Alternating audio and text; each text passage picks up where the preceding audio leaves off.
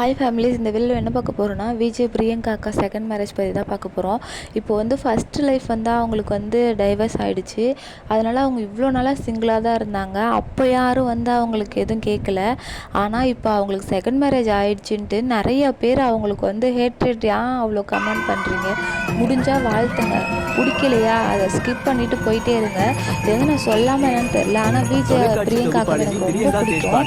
அவங்க வந்து அந்த சாட்சிங்கிறவங்கள கல்யாணம் பண்ணியிருக்காங்க. அது வந்து அவங்களோட வாழ்க்கை, அவங்க தாத்தா மாதிரி இருக்காங்களோ எதை மாதிரி இருக்காங்களோ எப்படி இருந்து போகிறாங்க, அது வந்து நீங்கள் வந்து இது பண்ணாதீங்க. அதே மாதிரி செகண்ட் மேரேஜ், அவங்க மேரேஜுங்கிறது அது தனிப்பட்ட ஒரு ஆளோட விஷயம். அவங்க இவ்வளோ நாள் சிங்கிளாகவே இருந்திருக்காங்க. அவங்க அம்மா எவ்வளோ கஷ்டப்பட்டுருப்பாங்க ஒரு பொண்ணோட வாழ்க்கை போகுதுட்டு. அவங்க அம்மா இருக்க வரைக்கும் அவங்க அம்மா பார்த்துப்பாங்க. அவங்க அம்மா போயிட்டு அவங்கள யாரை பார்த்துப்பாங்க? அவங்க லைஃப் அவங்க சந்தோஷமாக இருக்காங்க. சாட்சிங்கிறவரை அவங்க நீண்ட கால ஃப்ரெண்டாக இருந்திருக்காங்க. அதுக்கப்புறம் இப்போ அவங்க வந்து லைஃப் பார்ட்னராக இருந்திருக்காங்க. அதனால் அவங்க ஹாப்பியாக இருந்துட்டு போட்டோம். முடிஞ்ச அளவுக்கு உங்கள் வாழ்த்தை தெரிவிங்க, நீங்கள் ஆசீர்வாதம் பண்ணுங்கள்.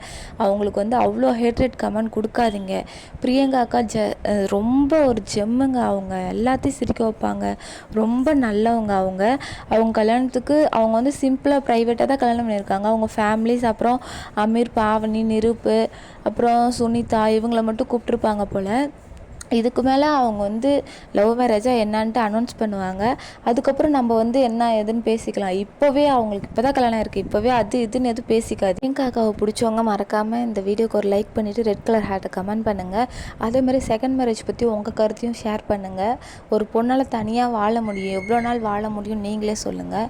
இந்த மாதிரி வீடியோ வேணும் நம்ம சேனலை சப்ஸ்கிரைப் பண்ணிக்கோங்க.